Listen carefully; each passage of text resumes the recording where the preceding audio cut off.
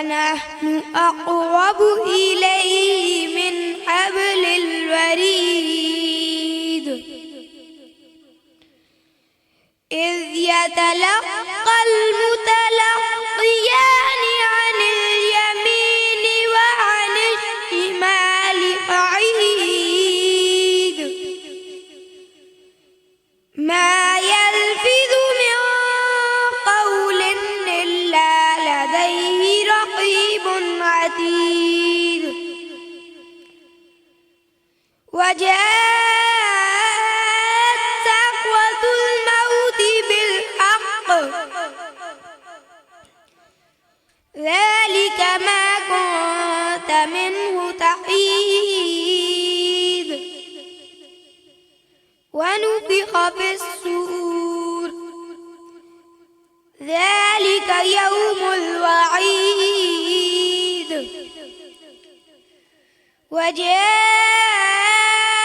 كل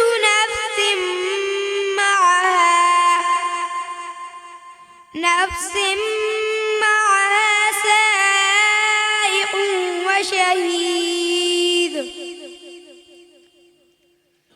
لقد كنت في غفلة من هذا فكشفنا عنك غطاءك فبصرك اليوم حديد وقال قرينه هذا ما لدي عتيد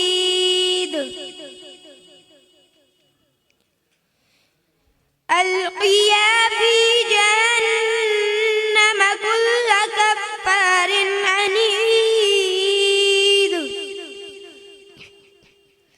مناع للخير معتد مريب الذي جعل مع الله إلها آخر فألقياه في العذاب الشديد قال قرينه ربنا ما طغيته ولكن كان في ضلال بعيد قال لا تختصموا لدي وقد قدمت إليكم بالوعيد ما يبدل القول لدي وما أنا بظلام للعبيد صدق الله العظيم.